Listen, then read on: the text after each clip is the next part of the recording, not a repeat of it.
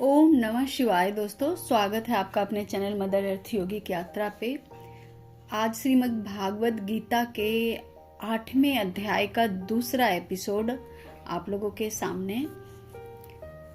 तो अध्याय शुरू करने से पहले एक छोटा सा ध्यान।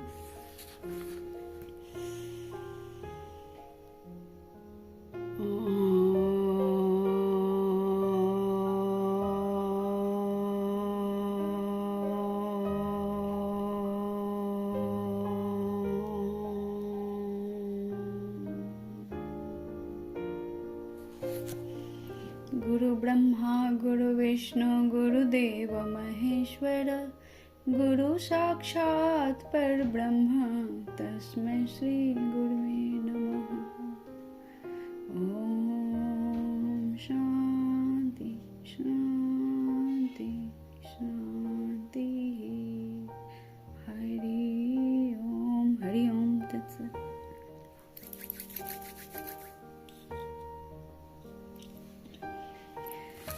तो आप सभी के सामने फिर एक बार गीता के 8वें अध्याय का दूसरा भाग प्रस्तुत करती हूँ और माफ़ी चाहती हूँ कि इससे पहले भी मैंने ब्रह्म अक्षर योग के दूसरे अध्याय को रिलीज किया था, पर कुछ त्रुटियों के कारण उसे मुझे हटाना पड़ा था। लेकिन ये दूसरी बार आपके सामने प्रस्तुत है।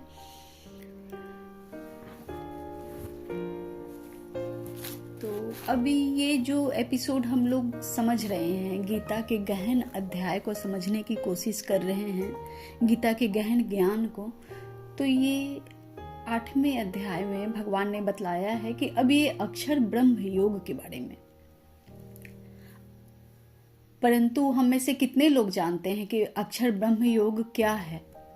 तो आइए समझते हैं। सबसे पहले इसका तात्पर्य है कि जो कभी क्षय नहीं होता, जो मात्र ओम की ध्वनि जो उनके स्वयं की है, उस ध्वनि से ही समग्र सृष्टि बनी है, जो स्वयं ओम है ना। ध्वनि के अंदर भी जो स्वयं ओम है, अर्थात तेजस पुरुष जो चैतन्य है, जागृत है। उपनिषदों में इस तीसरे प्रकार के पुरुष जो हैं वो अक्षर पुरुष कहे गए हैं, जहां पर क्षर जैसी कोई चीज प्रवेश नहीं कर सकती, जिसका क्षय हो जाना है, जो अस्थाई नहीं है, वो चीज उनमें प्रवेश नहीं कर सकती। वो ज्ञान का वो रूप है जो बिल्कुल मैला नहीं है। यहाँ धरती की गंगा नहीं, आकाश की गंगा यानी ब्रह्म की पवित्रता, जिन्हें ब्रह्म शिव के रूप में अपने मस्तक पर धारण स्थान देते हैं। और वो जो परम पुरुष है, उसके अंदर प्रकृति व्यक्त और अव्यक्त दो रूपों में कार्य करती हैं, जो मैनिफेस्ट नहीं होती, जो इनफाइनाइट हैं और जो दिखती हैं। वो धरती का गुण है जो दिखाई देती हैं। वो प्रकृति उस इनफाइनाइट का कुछ अंश ही व्यक्त करती हैं। प्रकृति का व्यक्त रूप में प्रकृति 3 रूपों में धरती पर कार्य करती हैं। ये समझने के लिए ये बस मेरी एक छोटी सी बातचीत है आप लोगों के साथ कि जो 3 रूपों में काम जो करती हैं, जो महासरस्वती, महालक्ष्मी और महाकाली के रूप हैं। और ये प्रकृति उस परम दिव्य पुरुष ऊर्जा के साथ समस्त चराचर जगत में अपनी शक्ति और माया शक्ति के साथ कार्य करती हैं। अक्षर ब्रह्म की व्याख्या नहीं कर सकती मैं, पर कहते हैं ना, ब्रह्म यानी परम प्रकाश। मैं उन्हें शिव नाम से ही जानती हूँ। ये मेरी अनुभूति है कि मैं तो क्या, इस समस्त संसार में शिव को जानना और उनकी बड़ाई और व्याख्या आज तक कोई कर नहीं पाया है एक्चुअली पूर्ण रूप से। रावण ने भी तांडव स्रोत की रचना कर डाली, पर वो भी शिव को समझ नहीं पाया। तो रचनाकार अपनी दृष्टि से शिव के बारे में अनेकों स्रोत और चालीसा लिख डाले, अनेकों ग्रंथ आ गए हैं, पर वो स्वयं संतुष्ट नहीं हो पाए होंगे। कैसे हो पाएंगे? जो समझ गए वो बस मौन ही हो गए। गागर में सागर भरा जा सकता है क्या दोस्तों? शिव यानी आदि गुरु, ब्रह्म, परम ज्ञान, प्रकाश स्वरूप। वो स्वयं श्री कृष्ण स्वरूप में अर्जुन के माध्यम से यानी समस्त संसार को मानवता के हित में श्रीमद् भागवत गीता का संदेश दिया था। यही ज्ञान मां सरस्वती स्वयं असमर्थ है व्याख्या करने में। मां सरस्वती भी समर्थ नहीं पाती हैं स्वयं को उस परम चैतन्य के, उस शिव की व्याख्या करने में। मां सरस्वती तक पहुंच गए तो आगे तो मां गायत्री को पास आउट कर देती हैं माता। अगर मां सरस्वती तक पहुंच बन जाती है साधकों की तो वो फिर गायत्री के पास आगे कर देती हैं कि मुझसे आगे के ज्ञान मां गायत्री को गायत्री से लो। यानी गायत्री यानी गुह अंधकार का त्राण करने वाली तेजस्वी त्रिका स्वरूप, न पुरुष न प्रकृति अर्थात प्योर ज्ञान, गंगा में डुबकी लगाने वाली अर्थात महासरस्वती, महालक्ष्मी, महादुर्गा और ब्रह्मा विष्णु महेश को उस परम पुरुष के सामने उजागर करने में समर्थ रखने वाली मां गायत्री हैं। इतनी महिमा है मां गायत्री की दोस्तों। जिनका स्वरूप क्षीर सागर में हंस पे विराजमान प्रकाश पुंज के साथ लाल वस्त्र लिए कमल हाथों में शास्त्र और माला के साथ हैं। ये सब प्रतीक है कि गायत्री जो धारण करती हैं, विराजती हैं जिस पे, और स्थान जहां वो निवास करती हैं क्षीर सागर में, ये सब प्रतीकात्मक है। सबका अर्थ है। ईश्वर के जितने फोटोज हैं हम जो देखते हैं शिव के, पार्वती के और दसों महाविद्या के, सब के हाथ में, और जो स्थान को हम गौर करें, उनके वस्त्र पे गौर करें, उनके हाथ में जो त्रिशूल, माला जो भी होते हैं, वो सारे चीज एक इंगित करती हैं कि वो इस रास्ते से जाकर उस तप करके उस स्थान को पाया जा सकता है। उस परम चैतन्य के स्पर्श के साथ ज्ञान का उजागर होना, ज्ञान उदित होना। तो फिर कभी समझा पाऊं शिव की आज्ञा जब होगी तो इसे अच्छे से। तो इस गुहे ज्ञान यानी गहरे ज्ञान यानी ब्रह्म अक्षर ज्ञान के स्वरूप पर थोड़ा सा अपने इस शरीर को चला रहे तेजस पुरुष ब्रह्महंस के माध्यम से मेरे मुख ने कहा, सोर्स वही है, मैं बिल्कुल नहीं हूँ, मुझ में बिल्कुल भी हिम्मत नहीं है, मुझ में बिल्कुल भी क्षमता नहीं है कि इस अक्षर ब्रह्म ज्ञान को बताने का दुस्साहस करूं। तो 8वें अध्याय, तो माफी चाहती हूँ अगर कोई त्रुटि हो तो हम लोग 8वें अध्याय ब्रह्म अक्षर ज्ञान के पहले एपिसोड को भी अवश्य सुने। तो ये दूसरा एपिसोड है। तो इस ज्ञान को स्वयं भगवान श्री कृष्ण अर्जुन को कह रहे हैं, जो स्वयं ब्रह्म श्री कृष्ण कहते हैं।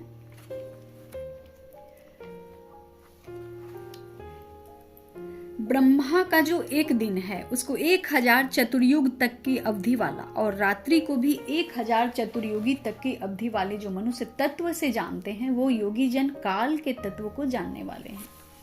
अर्थात ब्रह्मा का जो एक दिन है वो 1000 चतुर्युगी की अवधि वाली है, और इसी प्रकार रात्रि भी 1000 चतुर्युगी तक की है। यानी सतयुग, कलयुग, त्रेता और द्वापर, ये चारों युग 1000 बार ब्रह्मा के एक दिन में, और रात्रि भी पुनः 1000 बार सतयुग, कलयुग, त्रेता और द्वापर वाली जो मनुष्य जो तत्व से जानते हैं, वही योगी जन जो होते हैं काल को तत्व से जानने वाले होते हैं, ऐसा श्री कृष्ण कहते हैं। पर हम सब जानेंगे कि दिन तो ठीक है, पर रात्रि के भी 4 युग 1000 बार आएंगे। तो प्रश्न उठता है कि फिर रात्रि का क्या मतलब, यहाँ क्या इंगित करता है भगवान के वचन जो हैं कि रात्रि भी 1000 वर्ष की होती है। तो रात्रि एक शुक्ल पक्ष, मैं इसे थोड़ा सा क्लियरिफाई करने की कोशिश करती हूँ। शुक्ल पक्ष और अमावस्या और शुक्ल पक्ष, अंधकार और उजाले की ओर। जैसे कि आप साल के 12 महीनों को अगर आप डिवाइड करेंगे तो वो 2 भागों में बढ़ जाएगा, 6 और 6। तो 6 महीना जो है, जो 21 जून से प्रारंभ होकर 22 दिसंबर तक रहती है, उसे ज्ञान पद कहा जाता है। उस काल को वो दिवस के समान है, दिन के समान। और बाकी के जो 6 महीने हो गए वो रात्रि के अंधकार के समान, मतलब इसे एक सिंबॉलिक मान लेंगे। जैसे 21 जून से 22 दिसंबर तक जो समय होता है वो ज्ञान के लिए, मेहनत करने के लिए होता है। ज्ञान जो भी काम आप हाथ में ले रहे हैं या जो भी साधना कर रहे हैं, उसके लिए ये समय बिल्कुल परफेक्ट होता है। उसके बाद का जो 6 महीना है वो आपको रिजल्ट देने के काम में आता है। फिर वो उसका जो आपने किया 6 महीने, फिर उसका रिजल्ट उस 6 महीने में आपको आपके सामने होता है। आपने जो भी काम किया हो, या तपस्या की हो, या साधना की हो, या कोई कार्य आपने किया अपने इस पारिवारिक, सांसारिक और पारिवारिक जीवन में रह करके, तो उसके रिजल्ट का समय 6 महीने होता है। तो ज्ञान पद कहा जाता है इस 6 महीने को। तो इस अनुसार जो है यहाँ बात होती है कि इस तरह अंधकार और प्रकाश को हम लोग समझ सकते हैं। तो आगे कहते हैं श्री कृष्ण, और ये कौन समझ सकते हैं? जो योगी जन काल तत्वों से जानते हैं ब्रह्म को। तो आगे कहते हैं, संपूर्ण चराचर भूतगण ब्रह्मा के दिन में प्रवेश काल में अव्यक्त से, अर्थात ब्रह्मा के सूक्ष्म शरीर से उत्पन्न होते हैं, और ब्रह्मा की रात्रि के प्रवेश काल में उस अव्यक्त नामक ब्रह्मा के सूक्ष्म शरीर में ही लीन हो जाते हैं। ये चीज यहाँ पे क्लियर हो गया कि जो संपूर्ण चराचर भूतगण हैं वो दिन के प्रवेश काल में अव्यक्त अर्थात ब्रह्मा के सूक्ष्म शरीर से उत्पन्न होते हैं। ये सृष्टि पूरे ब्रह्मा ने रची, इनके पालन करती है त्रिशक्ति, त्रिगुणात्मिका शक्ति। तो ब्रह्मा का जो दिन काल है वो अव्यक्त रूप से जो काम करते हैं हम लोग, है ना, जिसके रिजल्ट नहीं आते हैं, वो इसकी ओर इंगित करता है कि ब्रह्मा के सूक्ष्म शरीर से उत्पन्न होते हैं और ब्रह्मा की रात्रि के प्रवेश काल में उस अव्यक्त नामक ब्रह्मा के सूक्ष्म शरीर में ही फिर लीन हो जाते हैं। आगे कहते हैं श्री कृष्ण, हे पार्थ, यही वह भूत समुदाय उत्पन्न होकर प्रकृति के वश में हुआ रात्रि के प्रवेश काल में लीन होता है और दिन के प्रवेश काल में फिर उत्पन्न होता है। यानी अर्थात यही वो भूत समुदाय है जो, है ना, जो पीछे रह गया। इसको इस प्रकार समझते हैं कि जो हमारा पिछला जन्म होता है, तो जितने भी कर्म होते हैं हमारे, वो सब उत्पन्न होकर प्रकृति के बस में हुआ रात्रि के प्रवेश काल में लीन हो जाते हैं, है ना। तो प्रकृति के बस में वो आता है जाता है, आता है जाता है, क्योंकि हर चीज फिर पास्ट भी होता है। आज जो आपका प्रेजेंट है वो कल को पास्ट भी हो जाता है। तो इस प्रकार दिन के प्रवेश काल से फिर वो उत्पन्न हो जाता है ना। जैसे रात्रि और रात और दिन होते हैं, उसी प्रकार फिर उसमें दिन और रात रिपीट होते रहते हैं। और उस आगे कहते हैं श्री कृष्ण, उस अव्यक्त से भी अति परे, अव्यक्त और अव्यक्त, अब इन दोनों से भी अति परे अर्थात विलक्षण जो सनातन अव्यक्त भाव है, वह परम दिव्य पुरुष सब भूतों के नष्ट होने पर भी नष्ट नहीं होता। अब यहाँ पे गौर करेंगे हम लोग कि अव्यक्त भाव क्या है।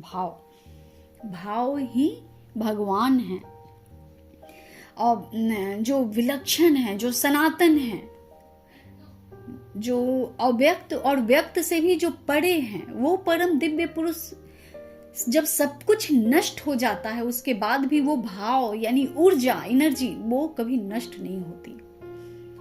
और आगे कहते हैं, जो अव्यक्त अक्षर इस नाम से कहा गया है, उसी अक्षर नामक अव्यक्त भाव को परम गति कहते हैं। अर्थात जिस सनातन अव्यक्त भाव को प्राप्त होकर मनुष्य वापस नहीं आते, वो मेरा परम धाम है। कितनी अच्छी व्याख्या की उन्होंने कि जो अक्षर नाम से कहा गया है, उसी अक्षर नामक व्यक्त भाव को जो उन्हें ही हम परम गति कहते हैं। अक्षर जो कभी क्षय नहीं होता, उन्हें ही हम परम गति कहते हैं। जो जिसकी नष्टता नहीं है और जिसकी धूड़ी में कोई क्षण नहीं आ सकता, जो नष्ट हो जाने वाला चीज हो, उस भाव को परम गति कहते हैं, है ना। तथा जिस सनातन अव्यक्त भाव को प्राप्त होकर, अब उस परम गति, उस भाव को हम लोग परम गति कहते हैं, और उसी भाव को प्राप्त होकर जो सनातन है, वो मनुष्य जो उसमें जब जाते हैं तो वो कभी वापस नहीं आते, वो मेरा परम धाम है। अब ये वही उनका परम धाम है। जैसे इस शरीर में रहकर भी अगर आपने भगवत भजन किया है, या आप उस ऊर्जा आपको छुई है, आप प्राप्त हो गए उस ऊर्जा को, या टच महसूस करते हैं, तो वही भाव वो है जो लगातार प्रयास और प्रैक्टिस के बाद जो है वो ऊर्जा जो है वो हमेशा आप में इस तरह से वो उनका दिव्य स्वरूप जो है प्रकट होने लगता है। आत्मा, आपके ही शरीर में जो आत्मा है, परमात्मा का जो अंश है, वही प्रकट होने लगता है। और भगवान कहते हैं कि वही मेरा परम धाम है ना। ऊर्जा जो दृश्य और अदृश्य, ये दोनों से भी जो पड़े है। कई बार ये होता है कि साधकों के साथ ऐसा होता है कि जो दिखता है और जो नहीं दिखता, उनमें वो भटकने लगते हैं। लेकिन इन दोनों से भी एक परे एक भाव होता है, जिस भाव में जाकर आप कस के पकड़े हैं उनका चरण, उनके शरणागत हैं कि बस आप ही स्पष्ट करो जो भी प्रॉब्लम्स हो या जो भी सवाल हो मन में। तो ये भाव की बातें हैं, भाव है, वही बोल रहे हैं कि वही मेरा परम धाम है। ये किनके लिए है? जो शरीर में रहकर साधक जो साधना करते हैं, ये उनके लिए है। आगे कहते हैं, हे पार्थ, जिस परमात्मा के अंतर्गत सर्वभूत हैं और जिस परमात्मा से यह समस्त जगत परिपूर्ण है, वह सनातन अव्यक्त परम पुरुष तो अनन्य भक्ति से ही प्राप्त होने योग्य है। अब देखिए, कह रहे हैं कि जिस परमात्मा के ही अंतर्गत सर्वभूत है। हम सभी जो साधक हैं वो सभी जानते हैं, और जो नहीं जानते हैं वो भी जान जाएंगे कि परमात्मा के अंतर्गत सर्वभूत है। जो भी चीज आपको दिख रहा है, जीव, निर्जीव, सजीव, वो सभी उनके ही अंतर्गत हैं। और जिस परमात्मा से ये समस्त जगत परिपूर्ण है ना, वो सनातन अव्यक्त परम पुरुष तो अनन्य भक्ति से ही प्राप्त होने योग्य है। अब वो जो है परम पुरुष, वो तो भक्ति से ही प्राप्त होने योग्य है। बिना भक्ति के आप नहीं पा सकते, बिना भक्ति के ज्ञान नहीं, और ज्ञान के बिना भक्ति नहीं, है ना। दोनों शिव और शक्ति स्वरूप हैं। तो जिनको ज्ञान हो जाता है उनमें भक्ति कूट कूट कर भरी रहती है, और जिन्हें भक्ति होती है वो भी ज्ञान की ओर ही अग्रसर हो। यही परम गति का तात्पर्य है। ज्ञान के बाद, भक्ति के बाद ज्ञान को प्राप्त होना, परम गति को पा लेना है।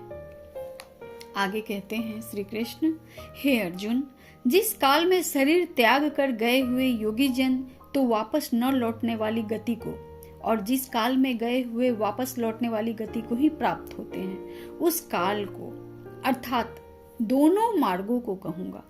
अब ये कह रहे हैं कि जिस समय में जो योगी जन है वो अपने शरीर को त्याग कर जाते हैं, और जिस समय में वो वापस लौटते हैं धरती पे, वो दोनों ही काल के मार्गों को, अर्थात उन दोनों के मार्गों को कहेंगे भगवान।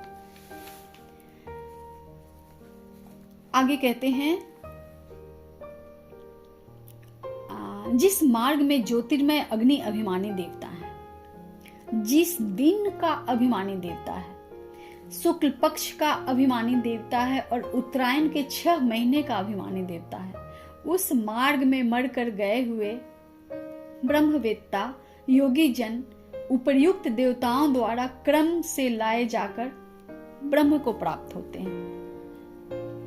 अब देखिए, जिस मार्ग में ज्योतिर्मय अग्नि अभिमानी देवता है ना, जिस मार्ग में ज्योतिर्मय अग्नि मतलब प्रकाश, शुक्ल पक्ष के बारे में बात हो रही है कि अग्नि अभिमानी देवता है। अग्नि माने ऊर्जा, वो ऊर्जा उन्हीं प्राप्त होती है जो बिल्कुल जलमान पर ब्रह्म परमेश्वर हैं, वो उनका ही अंश है और वो प्राण उन्हीं में जाकर लीन हो जाता है। तो जो ज्योतिर्मय अग्नि अभिमानी देवता है और जिस दिन का अभिमानी देवता है ना, दिन भी बहुत महत्व रखता है, सप्ताह के 7 दिन का, और शुक्ल पक्ष का अभिमानी देवता है और उत्तरायण के 6 महीने का अभिमानी देवता है ना। जिन इन सभी के क्रॉस, ये एक स्टेज है। ये अभिमानी देवता जो हर जगह पे हैं, वो एक स्टेज है जिन्हें पार करना होता है। और उस मार्ग में जो मर कर गए हुए ब्रह्मवेत्ता योगी जन उपयुक्त देवताओं द्वारा क्रम से लाए जाकर, मतलब कि वो स्टेज को पार करते करते करते करते वो क्रम से जब वो आत्मा जाती है तो वो ब्रह्म को प्राप्त होती है। ये तात्पर्य। आगे कहते हैं, ये हो गया आपको शुक्ल पक्ष का, और ये हो गया याद नहीं आ रहा मुझे कि एक शुक्ल पक्ष है और एक जो अमावस्या होती है उनको क्या कहते हैं। तो ये आगे कहते हैं कि जिस मार्ग में धूमाभिमानी देवता है, धूमा यहाँ स्पष्ट हो गया कि मैं क्या कहना चाह रही थी अभी। धूमाभिमानी देवता मतलब धुआं, ब्रह्म है ना, जिनके वो देवता हैं, ब्रह्म के जो देवता हैं, जिनके रात्रि अभिमानी देवता है ना, अंधकार, तथा कृष्ण पक्ष का अभिमानी देवता है। देखिए यहाँ पे कृष्ण पक्ष और शुक्ल पक्ष की बात हो रही है, तो ये बातें हैं कृष्ण पक्ष की, कि जिनके मार्ग में धूमा में अभिमानी देवता हैं, मतलब कि जो ब्रह्म है, धूम वही देवता है उसके, और रात्रि अभिमानी देवता है यानी अंधकार, तथा कृष्ण पक्ष का अभिमानी देवता है मतलब अंधकार का, उस पक्ष का, और दक्षिणायन के 6 महीने का अभिमानी देवता है। उस मार्ग में मरकर गया हुआ साकाम कर्म करने वाला योगी उपर्युक्त देवताओं द्वारा क्रम से ले गया हुआ चंद्रमा की ज्योति को प्राप्त होकर स्वर्ग में अपने शुभ कर्मों का फल भोग कर वापस आता है।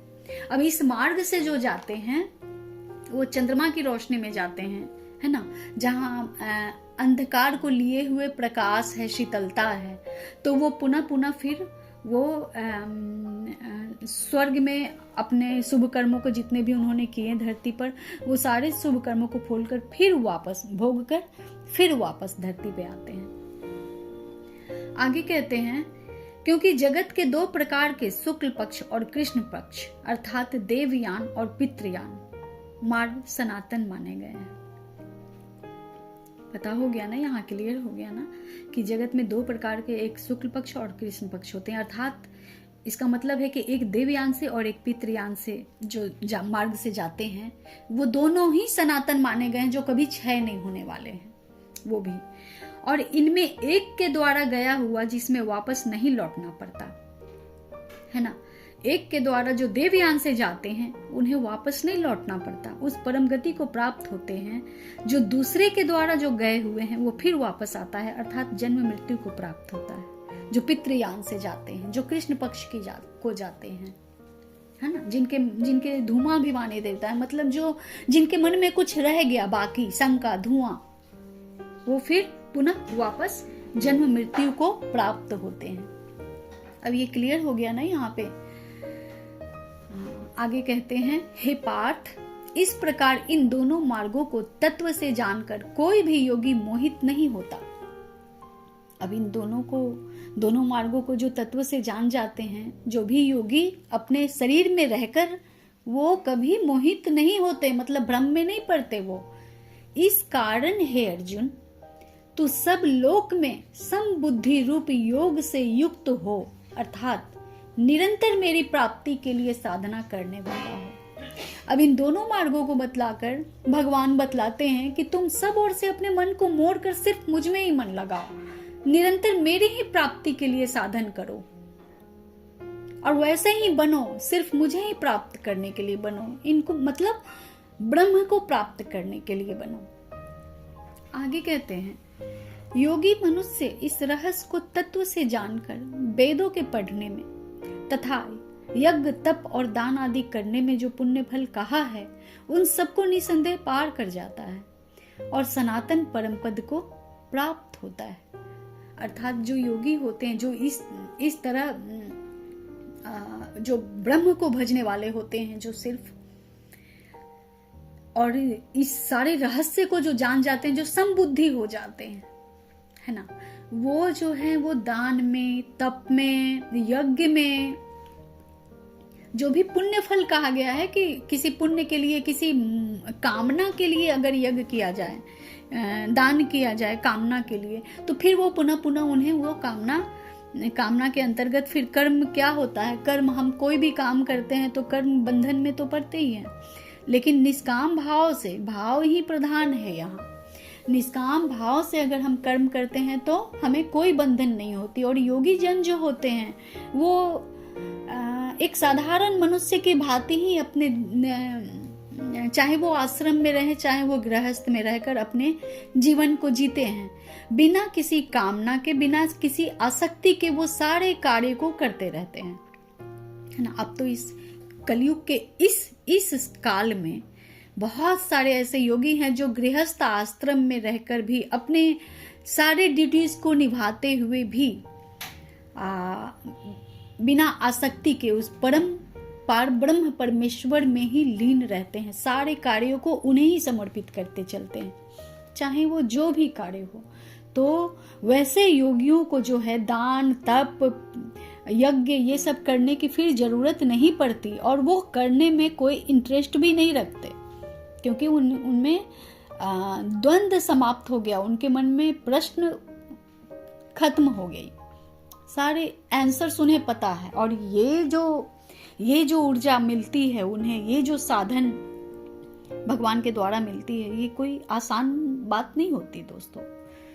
इस साधन को प्राप्त करने में अपने कई जन्मों के कर्मों को अपने इस लास्ट जीवन में खत्म करना पड़ता है और ये ईश्वर ही करवाते हैं। मनुष्य में इतनी ताकत नहीं कि वो चाह कर भी इस साधन पद को प्राप्त हो सके, है ना। और जो प्राप्त होते हैं उनकी कोई तुलना नहीं कर सकता, गॉसिप कर सकता है, बोल सकता है, बातें विवादें चल सकती हैं उनके बारे में, लेकिन वो उनकी तुलना नहीं कर सकता, क्योंकि उन्होंने जितने भी तप किए हैं वो किसी इंसान के लिए इस शरीर में रहकर संभव नहीं होते हैं। जो ईश्वर के द्वारा ही होता है वो ही करवाते हैं। आदमी चाहकर भी स्वयं नहीं कर सकता। कितने जन्मों से और कितने इस जीवन से लोग लगे हुए हैं भगवान को प्राप्त करने में, लेकिन जब उनकी मर्जी होती है, जब वो देखते हैं जिज्ञासा, तो वो हाथ थामते हैं, और वो हाथ थामते हैं तो फिर नीचे गिरने का और नीचे आने का तो कोई सवाल ही नहीं होता।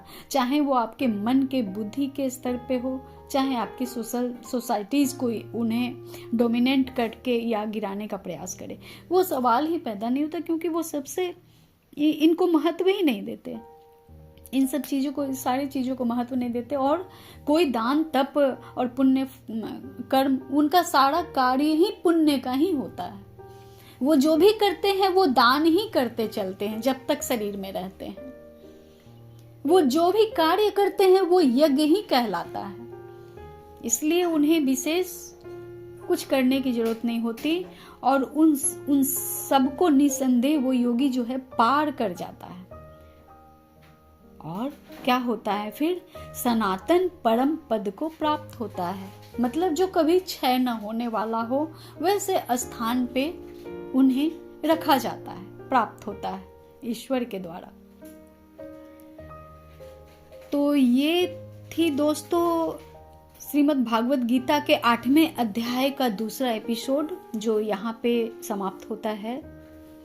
और मिलती हूँ आपसे 9वें अध्याय के साथ। तब तक के लिए आप सभी पे परमात्मा की सदैव कृपा बनी रहे। आप सभी अक्षय धाम को प्राप्त करें, ऐसी कामना के साथ। ओम नमः शिवाय।